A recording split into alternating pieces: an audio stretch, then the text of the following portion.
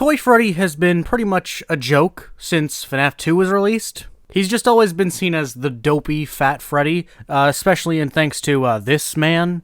And F number 8 is that Toy Freddy, well, you know, he's kind of, fat. I mean, come on, you know, come on, what can I say? He's gained a few pounds. I mean, look at him compared to the other animatronics. And I think Scott realized this because in Ultimate Custom Night, he decided to turn Toy Freddy into a gamer that rage quits. That game was totally rigged! That's what you get for leaving me hanging! Toy Freddy's mechanic is a game inside a game. Toy Freddy is playing a game called Five Nights at Mr. Hugs, and you have to make sure he stays alive. On his screen are 3 cameras and 3 circles that act as doors. You have to close the door corresponding with the positioning of Mr. Hugs to prevent Toy Freddy from losing the game. If he loses, he kills you and whines about it. It's not my fault! I have these fat plastic fingers and can't press the buttons! I don't know what gave Scott the idea to put a small FNAF game in this FNAF game, let alone what made him make the antagonist to fend off the cheap vacuum from FNAF 6. But I am very happy he did all of those things. But let me ask you this. Have you ever been playing Ultimate Custom Night, looked at Toy Freddy's mechanic, and thought this should be a full game? I had never once thought of such a thing, but Fredbear and Friends creator Garrett McKay certainly did. Five Nights with Mr. Hugs and Friends is an entire game based on the tiny game within Ultimate Custom Night. It has 5 nights, a custom night, extras, and minigames. This game isn't serious, it's meant to be a jokey game, but that doesn't change the fact that this is a full game with solid visuals and completely functional and actually pretty fun mechanics. This game is a joke, and it is actually funny at some points, but as far as FNAF fan games based on the classic point-and-click formula goes, this one is actually pretty fun. In this game, you play as Toy Freddy, who's the security guard for whatever this location is. Your job is to survive until 6 AM while also keeping the place clean. The cleanliness is measured in the top left, and if the place isn't clean enough at the end of the night, you still won't win despite surviving. There are 3 antagonists in Five Nights with Mr. Hugs and Friends. The first one is the absolute Chad, Mr. Hugs. Mr. Hugs' mechanic is the same as it is in Ultimate Custom Night. You have to check the cameras, and there are 3 that he could appear in. If you see him in a camera, click the corresponding green circle to close the door on him. Once again, it's the exact same as the original Ultimate Custom Night game. The other vacuum character is Larry. No, I do not know why that is his name. He will appear in one of the 2 cameras on the second part of the camera. There's a toggle for it. If you catch him in one of these 2 cameras, you have to go to sleep. Yes, you heard that right. Toy Freddy can't only vacuum to clean the place, he can also sleep if you hold shift. And Larry hates when you sleep.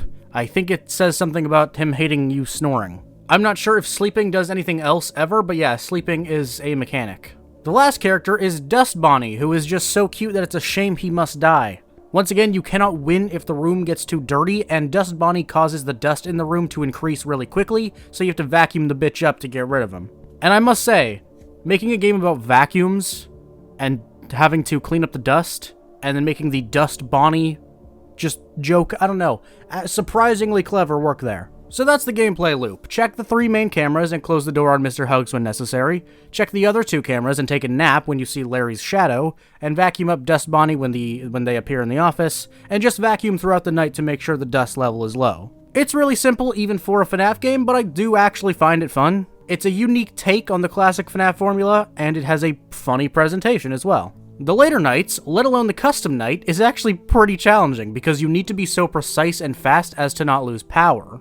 Checking the cameras takes up a surprising amount of power. I don't know if it was intentional to make the game more challenging, but yeah, the cameras take up quite a bit of power, and that's the only way you can know if Mr. Hugs is coming, so you have to be pretty precise and quick. And there are times where you have to spend so much time vacuuming that you risk letting Mr. Hugs or Larry get to you, so you have to be able to flip up the camera and do what you have to do in a very timely manner, and in Night 5, that window is fucking tight. Overall, this is a fun game, and it's really well made, especially for a parody game. Once again, Garrett McKay, the creator of this, is also the creator of Fredbear and Friends, specifically Left to Rot. That's the one you'd recognize the most. So, you know, I'm not surprised that it's well made. He's also working on Pop Goes now, so again, not surprised that it's well made, but again, it's a joke of a game, so it's kind of weird how good it is. But wait, there's more! Every night has a post-night minigame, and they are the weirdest things I've ever seen in my entire life. These minigames make Day Shift at Freddy's look like a regular game developed by a professional studio. The first minigame features Fredman. I love this because, as some of you may know, I actually call Freddy the Fredman very often. Fredman chases after the little purple man and stops him with his Chadley legs. But as we all know, Purple Man will come back.